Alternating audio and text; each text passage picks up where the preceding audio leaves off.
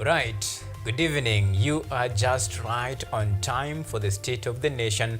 This is the 22nd day of April, the year 2025. Indeed, the day that we have much and more lined up for you, including the trip of President William Ruto's trip to China, while critical questions are being asked about this particular trip. And of course, we'll be taking a look at the impact and of course the significance of this trip in terms of economy, talk about geopolitics, and of course the ongoing war between China and the United States in terms of tariffs. So that is the discussion that will be coming to you later on with my guest, whom I will be introducing him later on our show tonight. But there is a very important matter in regard to the development story about the death of Pope Francis. And of course, many people are asking about what next after the death of Pope Francis and what it actually entails.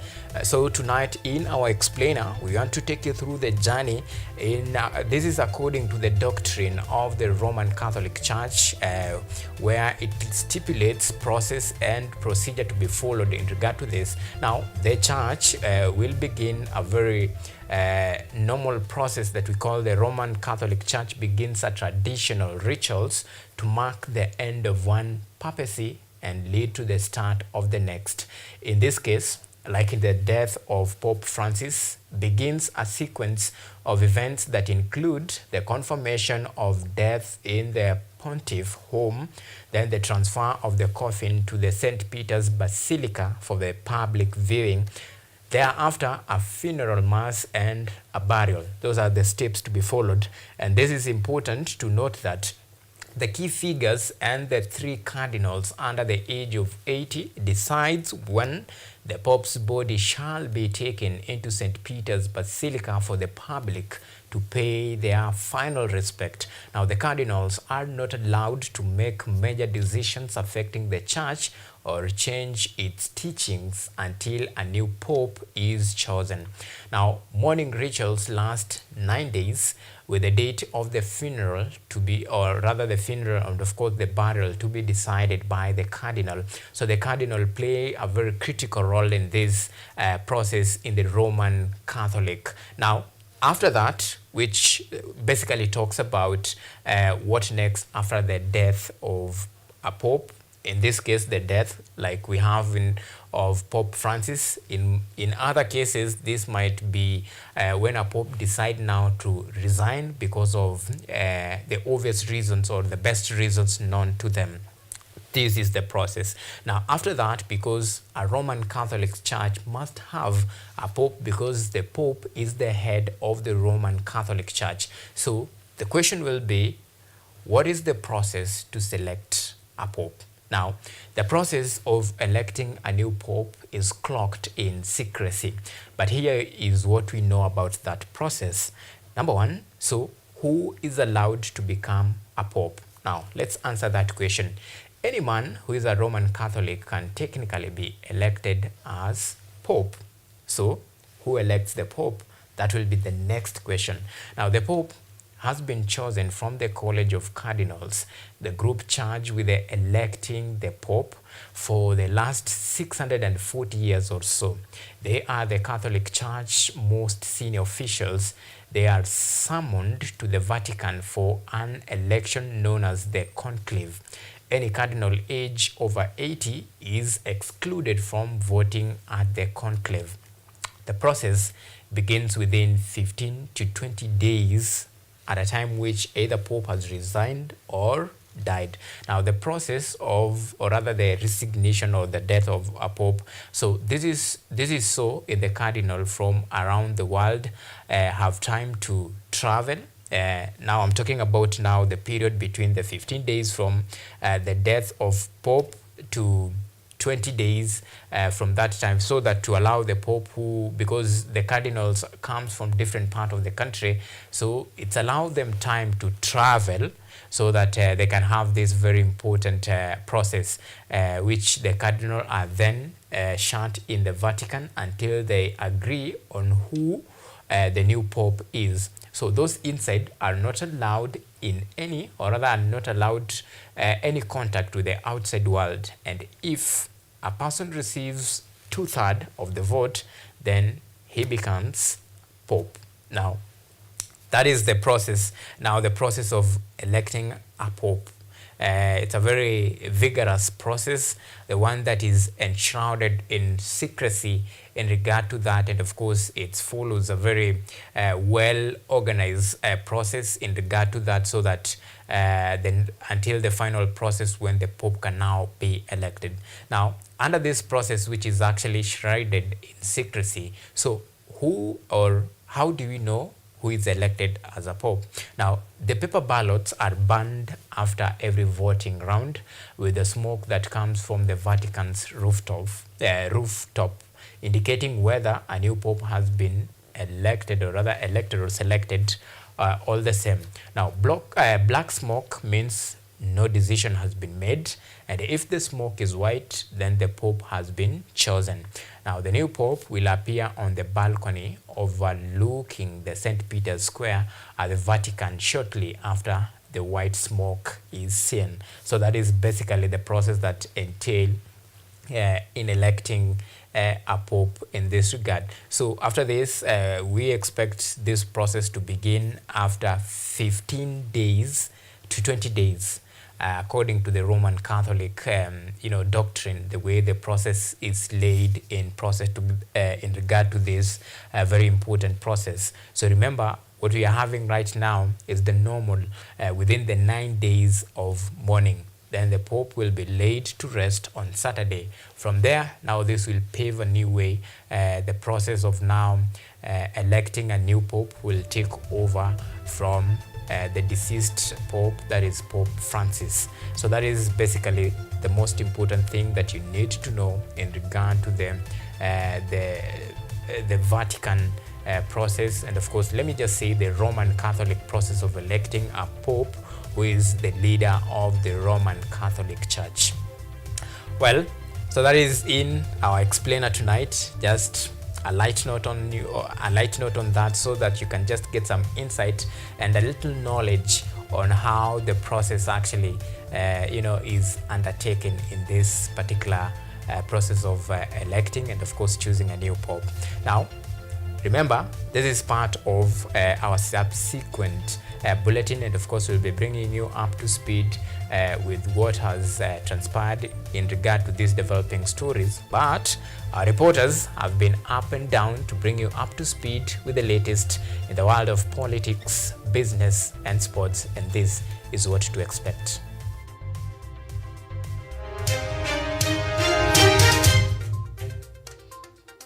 Tonight, efficiency in service delivery. Geoffrey Ruku says government to expedite its services in the country.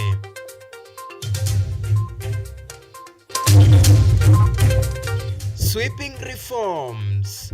Murkomen proposes changes in the security agency to enhance accountability.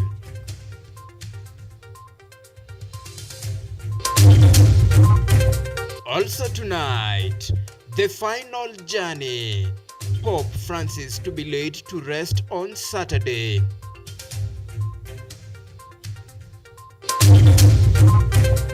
Plus, retain Benjamin Tayari. Mijikenda elders appeals to Ruto to reinstate KPA board chair.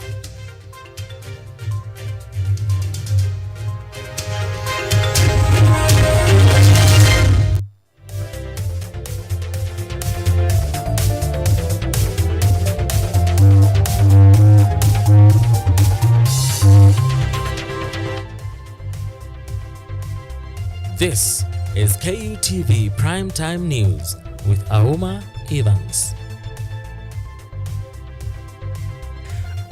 Alright, Eugene Wafula will be assisting in the sign language interpretation department. Remember, you can talk to us on all of our social media platforms. We are coming to you live on YouTube at KUTV News Live. You can tweet us on X at KUTV_Kenya, at Auma Evans, the hashtag to use, State of the Nation.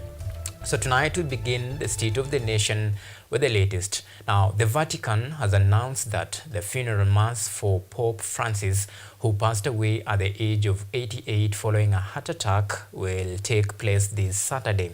His death has sparked mourning among the faithful of the Catholic Church, with condolences continuing to be issued by various leaders around the world.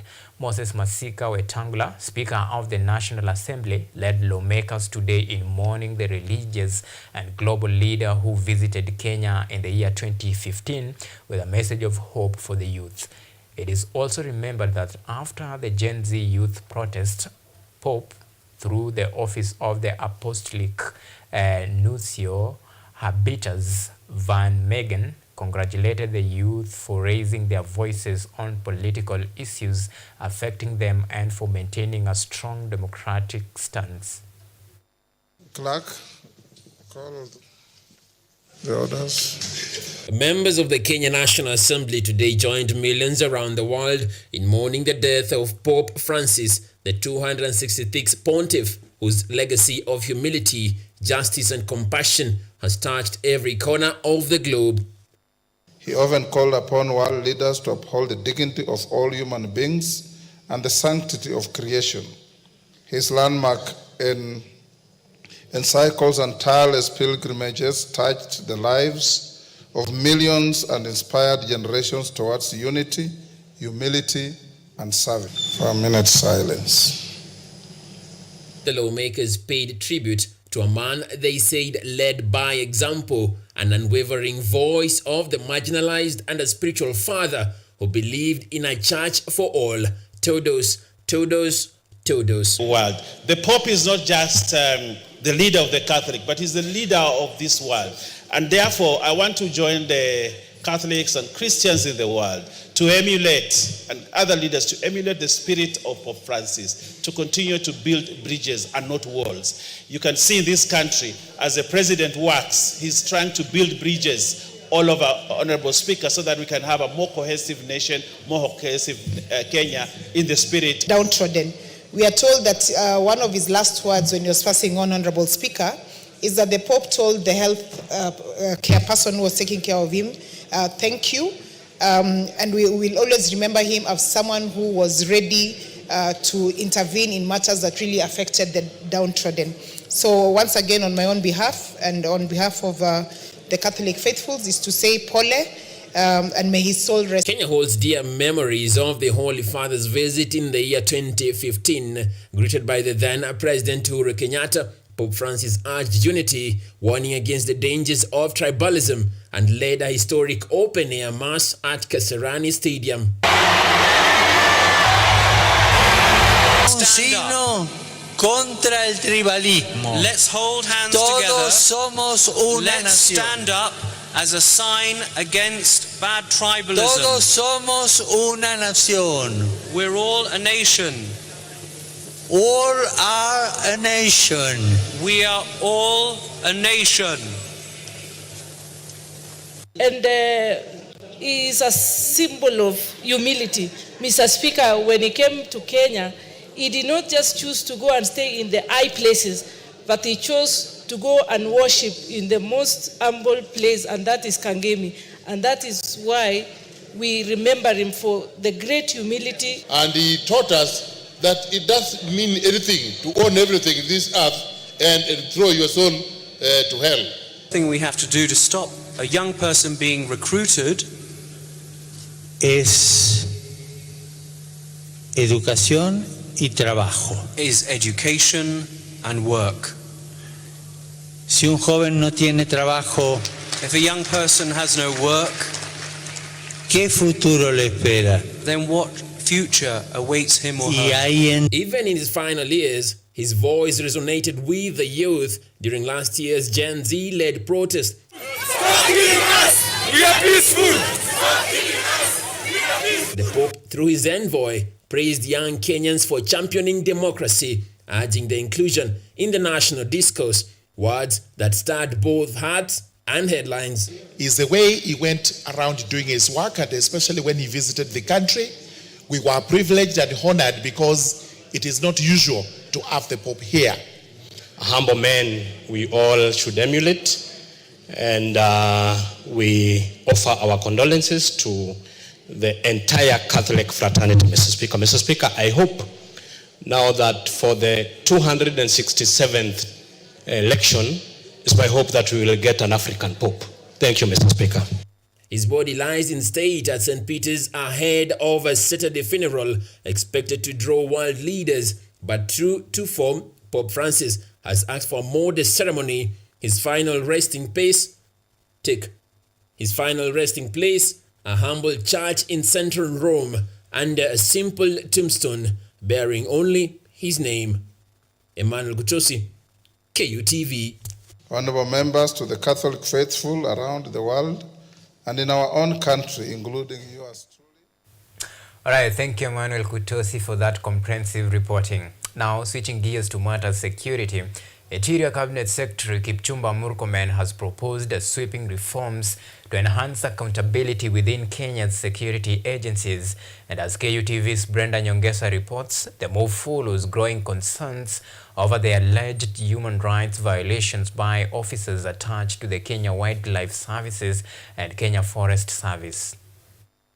In a significant move to address rising public outcry over alleged human rights violations, Interior CS Kipchumba Murkomen today appeared before the National Assembly Security Committee to advocate for critical legislative changes. The CS emphasized the need to amend the IPOA Act to include oversight of KWS and KFC officers who have recently faced allegations of extrajudicial shootings and forced disappearances, including the high-profile case of Nakuru fisherman Brian Odhiambo, who remains missing. Murkomen argued that the National Police Reservists currently operating under NPS command structures must also fall under IPOA's jurisdiction to ensure uniform accountability across all armed state officers.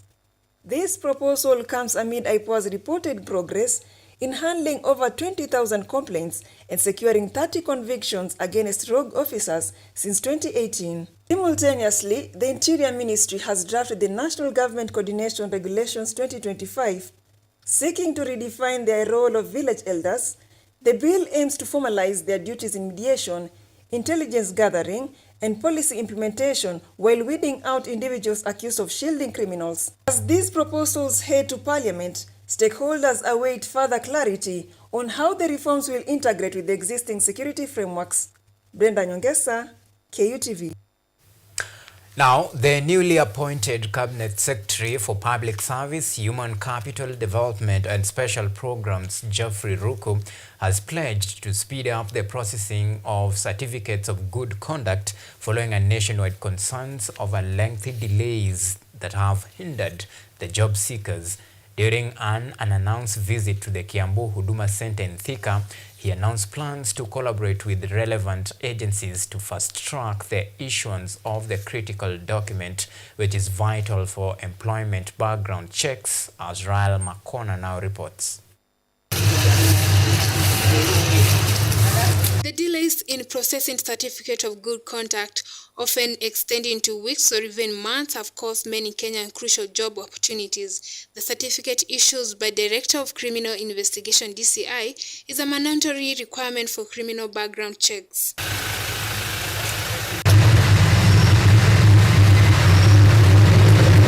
During his visit to Kiambu Huduma Center, CS Geoffrey Ruku emphasized that his ministry will prioritize fast-tracking the issues of this document to ensure job seekers are not disadvantaged. There is an issue to do with the police clearance, that is good conduct. When they take the necessary details, getting police or good conduct from DCI is taking some time. We'll be working very closely with the DCI to ensure there is smooth, very smooth and quick release of the good conduct of those who are applying, of the Kenyans who are applying for good conduct. In addition to addressing delay in good conduct certificate, Ruka reveals plans to decentralize passport service to Huduma Center across the country. These moves aim to improve access for Kenyans, particularly those seeking employment. There is one service which Most of the Kenyans come to Huduma centers to ask whether it is orphaned, and we'll be working, we'll see how we can synchronize with the Ministry of Immigration to ensure also passports registration can be also processed from the Huduma centers.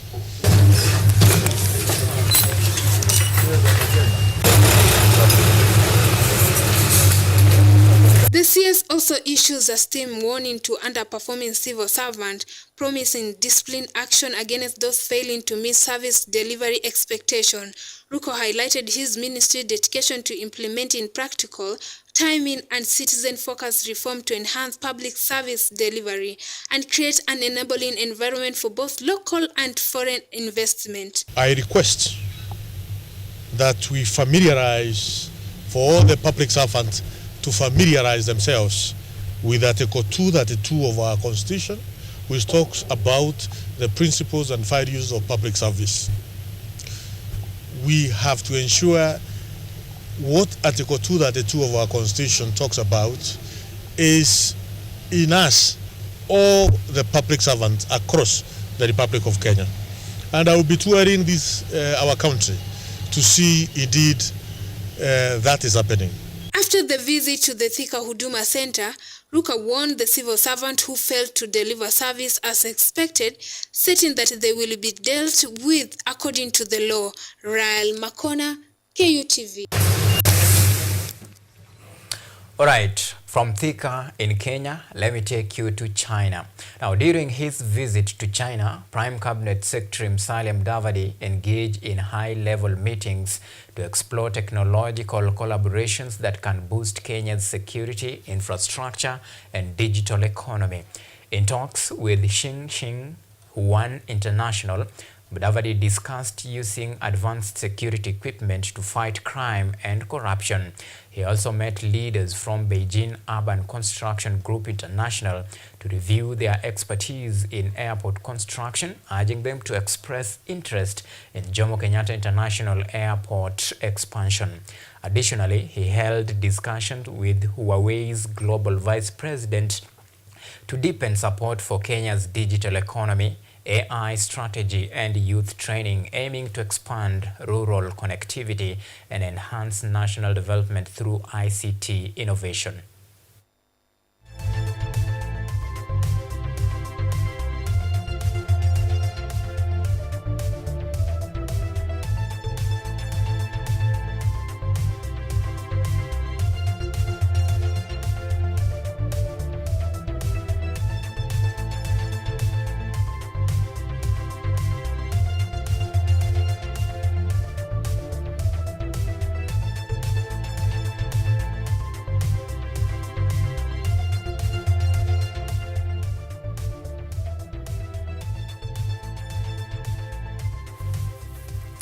Now, Director, that is Andrew Mwangi, Director of Narok Line Service Limited, has called on transport authorities such as the National Transport Authority to proactively issue timeline alerts about flooded routes to keep drivers and travelers informed and safe during rainy season.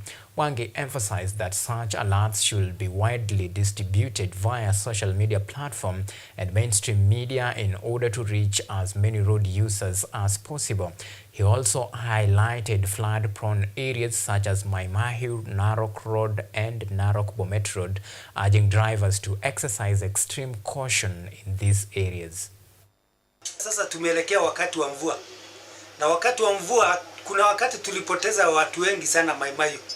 Hivi sasa naona saa hii mwito mengi, rivers mingi zimefurika. Kama jana mvua ilinyesha hata tuko tunapata barabara. So saa hii ningeuliza kama watu NTSA wawe wanahatarisha watu wote ambao pale wanajua maji imefurika ama mito zote zimefurika, wanaeleza watu ruti hii imefurika, pande nyingine imefurika. Juu sasa kama wiki mbili zilizopita ama wiki tatu tumepoteza watu wengi sana. Ukiangalia kuna wale watu tumepoteza hapa Limuru kwa Mbira line hiyo, kuna wengine tumepoteza upande wa Nakuru, kuna wengine tumepoteza upande wa Narok. Sasa tungeuliza watu NTSA wajulishe watu kama pale ni mbaya, wanajulisha watu. Tena kuna makosa dogo ambapo hutakiwi kusukuma watu sana. Kwa mfano labda kuna kitu kama brake light, labda gari kose, hiyo sio kitu ya kusukuma watu sana. Lakini vitu kama speed governor na mambo mengine ya pande ya miguu na insurance, hiyo ni makosa. Right, from that very important piece of advice, now let's switch gears to the coastal part of the country. Now, a section of Mijikenda elders have accused coast-based politician of plotting to remove Kenya Ports Authority Board Chairman Benjamin Tayari. The elders claim that Mr. Tayari and KPA Managing Director Captain William Ruto's shared vision and commercial approach have increased business and enhanced the working environment. Led by Mr. Patrick Mangale and Daniel Kitao, Mijikenda community elders have appealed to President William Ruto to retain Kenya Ports Authority Board Chairman Benjamin Tayari. Tunajua wazi ya kwamba wako wanasiasa na kuna mwanasiasa anayemwandamana Benjamin Tayari kwamba aondolewe. Sisi tunasema huyo mwanasiasa na aende yeye, lakini sisi hatutaki bandari nini. Benjamin abaki, na tunaomba rais, wewe ndio appointing officer. Hatuwezi kukubali wewe ushirikishwe na wanasiasa ambao hawana chochote wa kuharibu ili ukosane na Mijikenda. Mangale said that an influential politician from the coast region wanted a former KPA managing director to succeed Mr. Tayari as KPA board chairman, notwithstanding the wishes of local residents. Mr. Kitao stated that Mijikenda elders wanted Tayari and Captain Ruto to continue growing the port company. Yuko mwanasiasa wa Kilifi ambaye hata amekuwa governor Kilifi. Yeye ndio anasukuma ya kwamba Benjamin aende aregeshe mtu anaitwa Mlewa. Na Mlewa alikuwa hapo na hakumaliza hata tamu mbili. Kwa makosa yake alitolewa. Sasa leo ni nini ambacho tunaweza kuzungumza kama mwanasiasa mkubwa kama huyu anaweza kwenda kusema huyu hafai na hasemi sababu za kutosha? Na hali Another elder, Ms. Mwaka Kibwana, stated that Tayari and Ruto have successfully combated incidences of corruption at the KPA and improved the institution's productivity, and so they should be given the opportunity to serve. The elders have urged President Ruto to keep both Tayari and Captain Ruto, claiming that the port's expansion will create job possibilities for local youngsters. Twakusii mheshimiwa, hao watu wakimaliza muhula wao uwaregeshe, kwa sababu ulikuwako hakuna container zaingia, hakuna meli zaingia. Saa hii masaa 24 meli zinaingia, container zinaingia, na bonus pia watu wa KPA wanapatiwa. Kwa hivyo sisi tuna imani baada ya wao kumaliza muhula na ukawaongezea, vijana wetu wataingia kazini, sisi wamama tutafurahi, tutaishi vizuri. Hata wale vijana wanaoita wakora wanavipanga mikononi hatutawaona, watoto wetu watanyooka. Sisi kina mama tuna uchungu. During his recent tour of the coast region, President Ruto announced that KPA employees will receive a yearly bonus after the authority met its 2 million target last year. Caroline Kimwele, KUTV.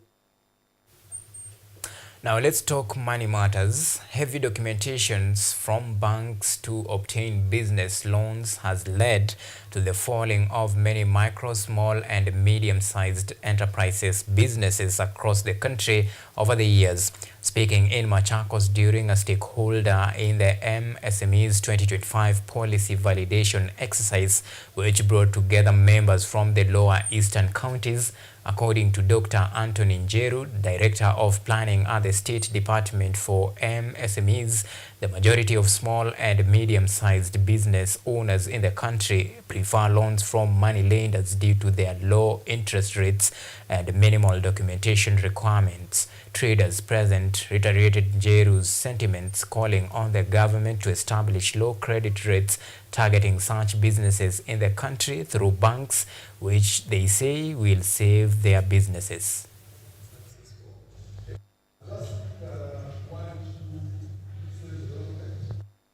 The policy objectives that we've recommended.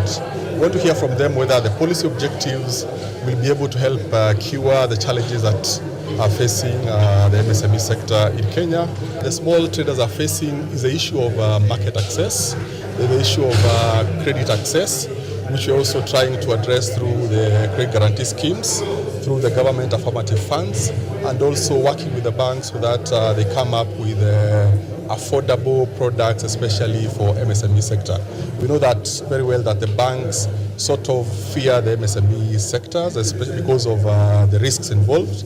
That's why the entrepreneurs rush to the Shylocks because of the high interest rates that are being applied by the banks. Process kwanza ni ndefu na iko na requirements nyingi sana ambazo sidhani kama kila mwana youth anaweza kufata. So kama itaweza kuangalia kuweza kusaidia hizi requirements siwezi kuangaliwa kupunguzwa na process kuchukua time chache, yani muda mchache waweza kufikia kupata hiyo fund ama hizo grants ama ile msaidizi mwana youth anaweza pata.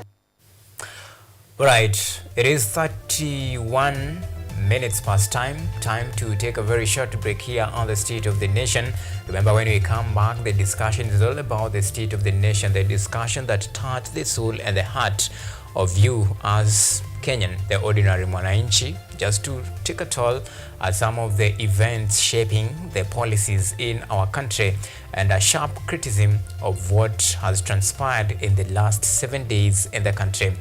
Sharp in focus is the President William Ruto's trip to China. Remember, the head of state is in China for a 4-day state visit. And of course, critical questions that we are asking: what is the impact of Ruto's visit to China?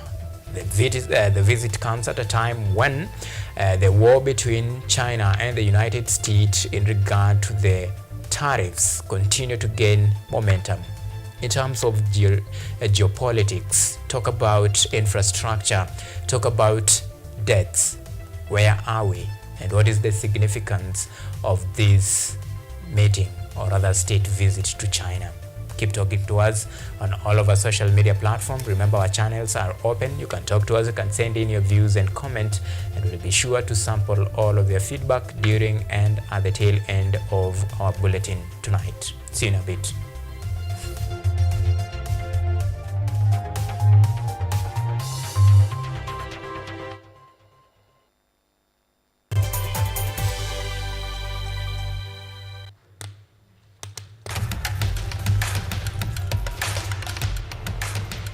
Access to knowledge,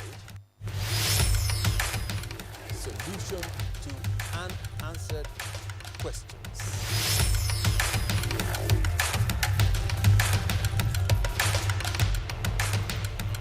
Guidelines to pursuing your rights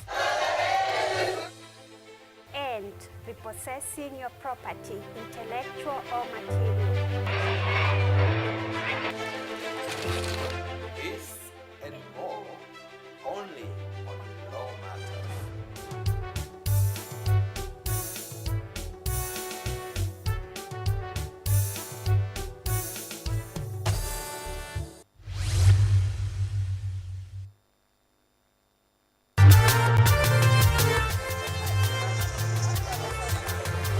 Ni nguzo na uso wa jamii. Kupanda shuka akawa tuzo, ukakamavu wake ukatii na kumfanya mwenye bidii. Kwa machozi na makeke akabaini jinsi ya kuweni. Huyu ni mwanamke ngangari kwa jinsi alivyo ng'ari. Mimi ni mwanamke mwake. Usikose kutazama kipindi cha mwanamke mwake nami Caroline Kimwele.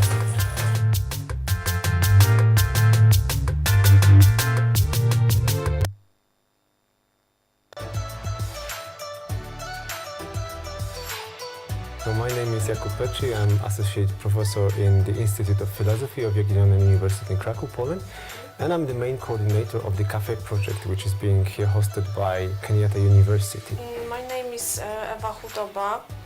I am a project manager in this consortium. Keep watching cutting-edge research at Kenyatta University Television.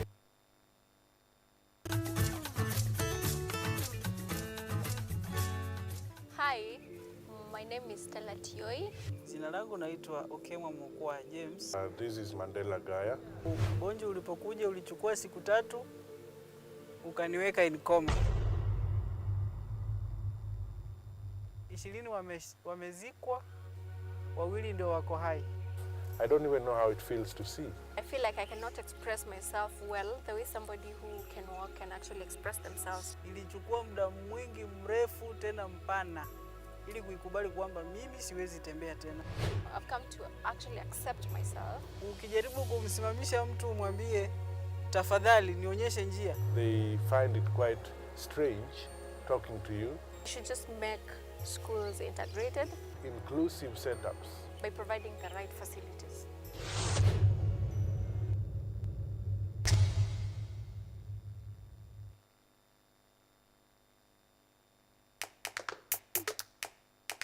Badala ya kutafuta kazi, tunaweza kuanzisha miradi yetu ambayo ingetusaidia kubadilisha maisha ya wazazi wetu. Kwa vijana wenzangu, wengi hawana kazi, lakini ikiwa sisi wenyewe tutajiamini, tunaweza kujiajiri wenyewe. Afrika kwa kweli tuna mahitaji ambayo ukiyasuluhisha unaweza kuathiri watu kwenye bara hili. Bila uoga,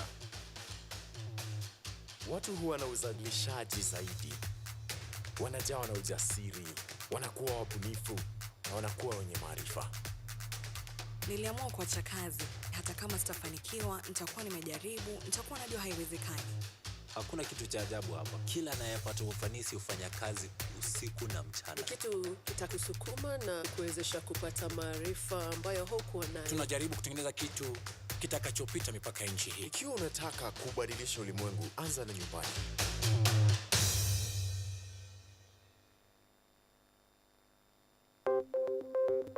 Maelfu na maelfu ya wahamiaji wakiwa na watoto kutoka nchi za Amerika ya Kati wanaendelea kuwasili kwenye mpaka kati ya Marekani na Mexico. But folks, I'm going. Thank you very, very much. I appreciate it. Thank you. Ni habari kutoka pembe zote duniani. Pepopa si vuguvugu. Pepopa ni idea. Tazidi ananyonya, hanyonyi vizuri, anakuwa hayuko comfortable. Jeshi la Jamhuri ya Kidemokrasia ya Kongo linapambana na waasi wa ADF. Kwa sasa wanatoa wito kwa mashirika, makampuni na vile vituo vya uchukuzi. Mambo mengi yatakwenda kama yalivyopangwa. Hapa ni kuna mmoja wa viongozi wa chama cha wavuvi katika eneo hili. Zaidi tunajaribu kuwapa chanjo ili ina boost ama inanyanyua kinga ya mwili, hiyo inaenda kupelekea kupambana na virusi. Ni dunia ni leo, Jumatatu mpaka Ijumaa, moja kwa moja kutoka VOA Swahili, Washington DC.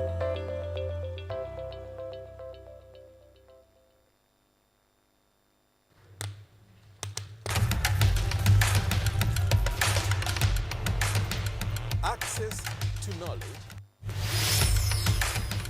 solution to unanswered questions.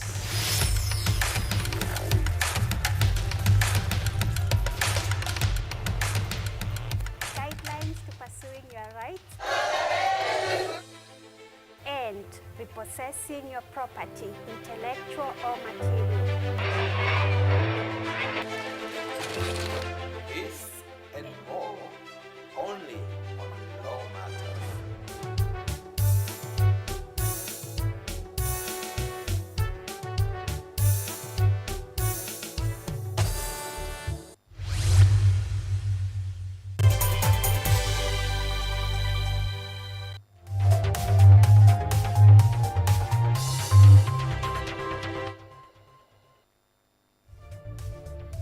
This is Kutv Primetime News with Auma Evans. Right, welcome back. This is the State of the Nation. This is where we take you through some of the events topics, of course, that concerns you, the common citizen. And of course, we are talking about the state of the nation. And today, we are drawing a very sharp focus on President William Ruto's visit to China. Remember, it's a 5-day state visit, and we're taking a look at some of the significance of this particular visit and what it entails. This comes at a time when we have the war between the two superpowers. I'm talking about the China, which is the host nation, and of course US due to tariffs imposed by US President Donald Trump. And of course, is this, in terms of optics, is this a win for China? And in terms of geopolitics, what does it mean for Kenya? And of course, to help us unpack this discussion is Dr. Julius Nyamawi Mwachidwi, Secretary General, Internship Liaison Committee. Asante sana for making time. Thank you. Well, President William Ruto's trip to China comes at a very interesting time. When you look at the optics, the trip comes at a time when, first, Kenya still owes China its debt, and at the same time, it comes at a time when we have the ongoing war between China and, of course, United States of America in terms of tariffs, of which even Kenyans have been hit hard, 10% on that. Well, when you look at the visit itself, talk to me about the significance of this China trip. Okay, so first, thank you so much for the invite today. And the Ruto's visit to China, in my point of view, I can say it's more than just a political visit to China. So for me, I view it as an economic visit, because as a country, Kenya, we must remain geopolitically neutral, because Kenya also, at a time when we are experiencing the global wars between the USA and China, Kenya needs to diversify the trade partners, so that in case one relationship fails, then we still remain in a position whereby we can still we avoid, so that we can avoid some economic shock in the future, so that we still remain at a position whereby we can still do our trade. All right. Well, US has been Kenyan ally for the longest time. And of course, the new tariffs imposed by United States of America President Donald Trump has hit Kenya the hardest, 10% in that regard. Do you think probably now it's a change of tune from Nairobi to Washington? Do you think probably right now, even as we talk about this state visit, which is very significant, if you ask me, given the fact that what is happening in the world right now about the war between United States and China, two powerful nations in terms of tariffs, and how we have seen China really engaging in a lot of diplomatic ties, try to marshal their numbers, talk to friends. They have been in the Indonesia trying to woo the Indonesians people, just to try and come and see if they can salvage a win-win situation at the backdrop of what is happening, the war between these two nations. Do you think it's about time probably Nairobi is considering a shift of tune and probably reconsider their ally? Yeah, sure. Just as I had said, that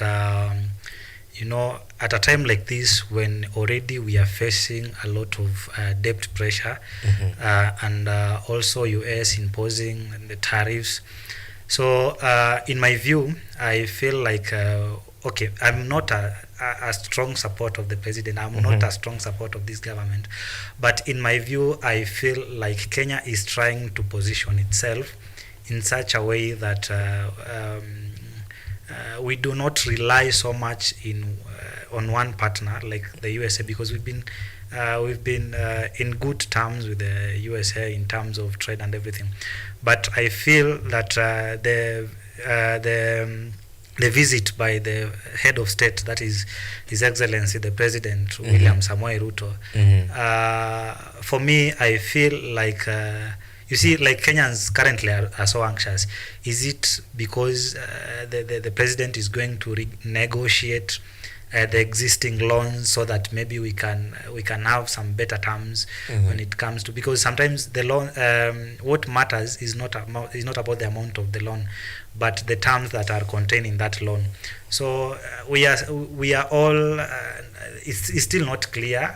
Maybe some people are saying that maybe he's going to renegotiate the existing the terms of the existing loans, or maybe he's going to borrow so that we can improve more on our infrastructure, or maybe it's because of the war between the US and China, so that Kenya is positioning itself in such a way that it doesn't rely so much in one partner. So it's as a country we are trying to maybe trying to build more trade partners, so that in future we do not experience those economic shocks, so that we position ourselves in such a way that yes, we will not be affected by the war between China and USA, because of course it is going to affect the supply chain. Yeah, thank you. And hypothetically speaking, let's say that is the case, that is the aim of the visit, to mend the relationship, or rather to rebuild the relationship between Nairobi and Beijing. If that's the case, then that will be seen as an act of retaliation against USA. So the big question will be, at what stake? Yeah, of course, at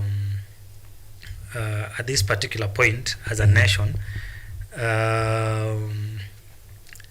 of course we know that there has been the war between China and USA, and of course this will affect us as a country, because as I've said, it will also affect the supply chain. So as a country we must remain, I think Kenya needs to remain geopolitically neutral, so that we do not, it doesn't seem like we are shifting from maybe USA to China, or maybe trying to amend the relationship with China. But it is a time that as a nation we really need to remain geopolitically neutral, so that war doesn't actually affect us as a country, so that we do not rely so much on China at the expense of USA, something that maybe it can affect us. But I feel it's a time that as a country we need to remain geopolitically neutral. All right. Yes. And let's talk about the main aim of this visit. And of course, the visit is aimed to, apart from now the geopolitics aspect of it, it's aimed to secure funds to expand the SGR, of course, from all the way that will stretch to Malaba, and among many other things, including even building roads. Well, more funds, it means more taxes, taxation, of course, for Kenyans. And this comes at a time when we still actually grapple with the payment of debts that we owe China. Well, when you look at this particular arrangement, does it really disturb you as a Kenyan, especially at the level of borrowing that probably you are witnessing, given the very fragile nature of our economy? Yeah, absolutely, because currently the discussion that is ongoing is about the national debt, and of course we have been borrowing a lot from China, and that is very disturbing, especially to the common mwananchi, because majority of the people out there are thinking that actually our president is in China to secure more loans, and we are the ones who will pay these loans. For me, I feel like it is high time that we should actually the president should actually focus more on renegotiating these terms, so that we do not just secure a loan for short-term infrastructural develop, or maybe for short-term satisfaction, that is in terms of infrastructure or other thing. But it's high time that we need to secure loans that with good interest, and also are spread at the repayment period is also is renegotiated in such a way that it won't actually affect the common mwananchi. So for me, I feel like as a country we should also focus more on building sectors that will attract foreign direct investment, rather than keep on borrowing debts that will keeps on increasing the national debt, and we are the ones who will pay. Yes, so as for me, I feel like it's high time that as a country we need to focus more on building sectors that attract foreign direct investment at the expense of keeping borrowing loans from China. All right, and because you're talking about the state of the nation, I want us to transition to another very important topic. It's about now the state of healthcare, and in this regard, you're talking about the intern doctors. Because now I'm sitting with the Secretary General himself.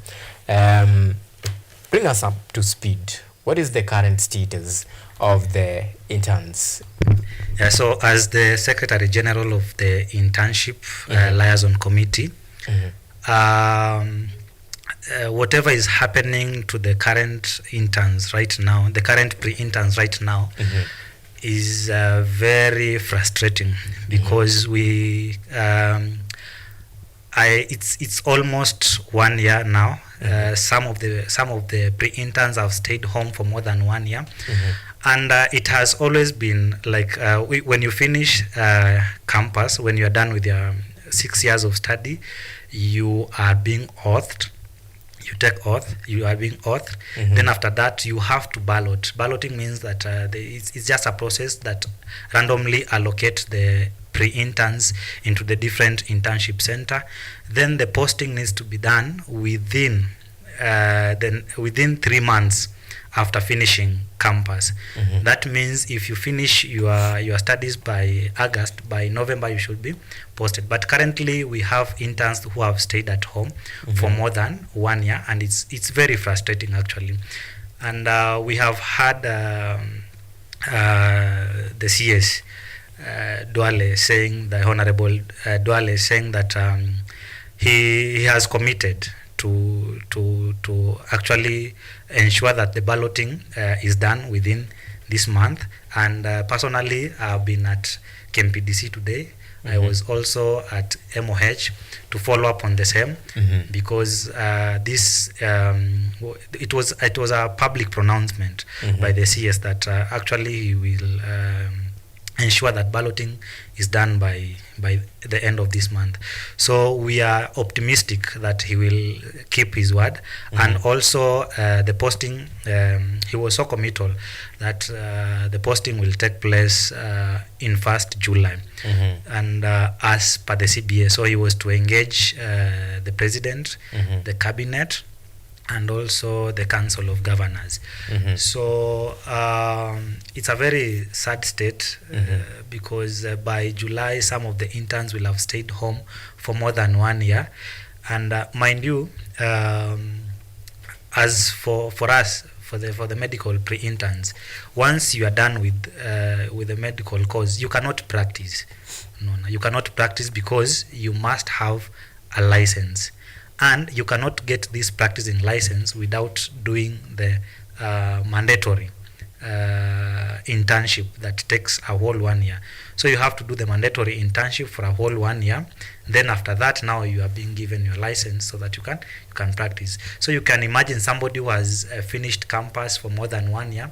He's at home. He or she cannot go back to the university. He or she cannot practice, because she doesn't have the the license.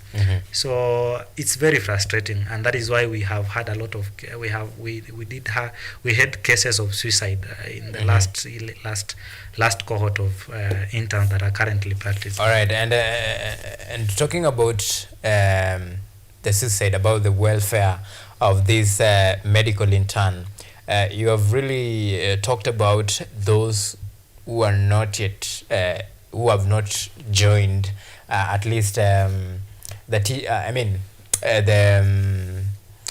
the institutions or the interns that have not been posted, so that they can get the internship and get the certificate that you say. But let's talk about a license.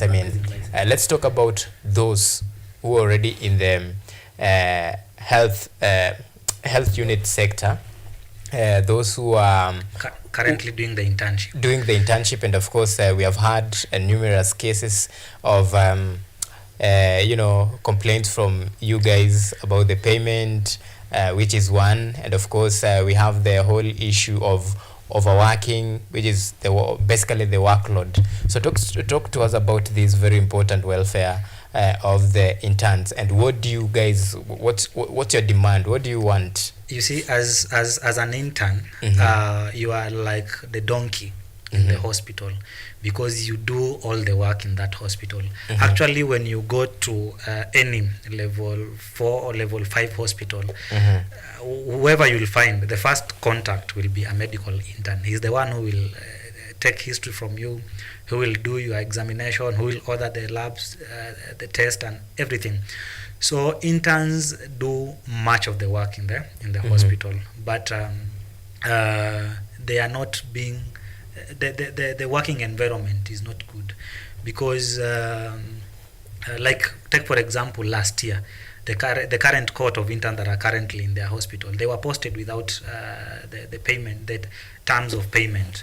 So and they stayed for months without being paid. You can imagine going for a 36-hour shift or at least maybe a 24-hour shift, and you are not being paid.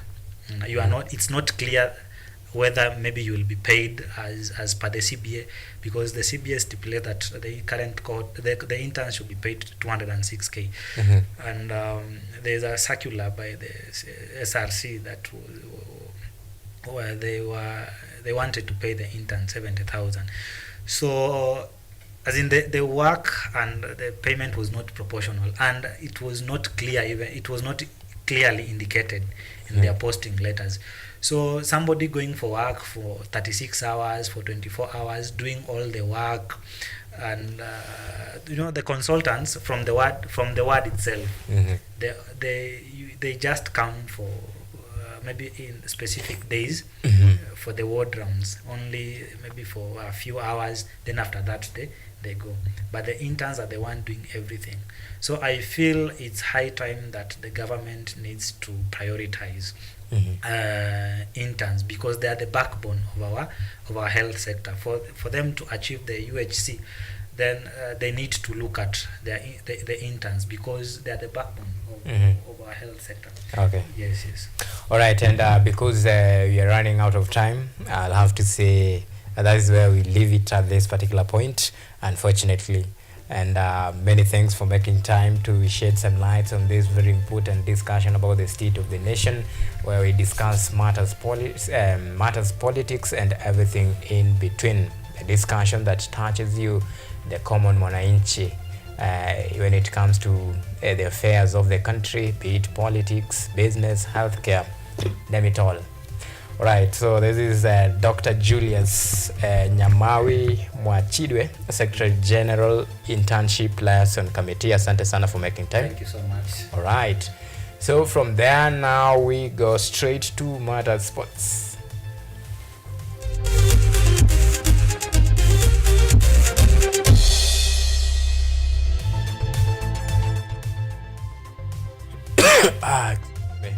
Now, Aston Villa will travel to Etihad to face Manchester City on Tuesday, that is tonight, in the English Premier League encounter as pressure cranks up in the race for the Champions League football.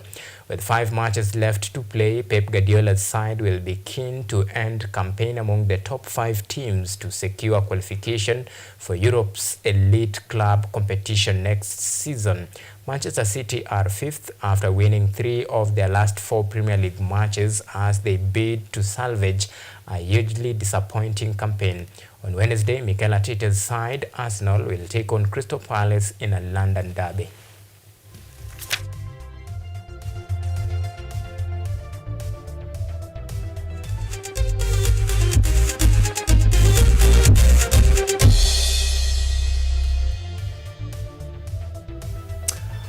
Right, it's a wrap, and it has been exactly 1 hour for me and you just to engage, talk about matters, state of the nation, things that really touch you, common citizen. And we do appreciate your time and of course commitment, and for always tuning in and choosing us to inform you and to educate you about the whole spectrum of the political events in the country, and of course all the affairs that touch the heart and soul of our great nation. With that, let me wish you a very special good night. Do have a lovely night, and thank you for the men and women behind the scene, and for all those who made this production a success, and of course for you, our esteemed viewers, for always keeping us a company. Until next time, do have a lovely night, and God bless Kenya.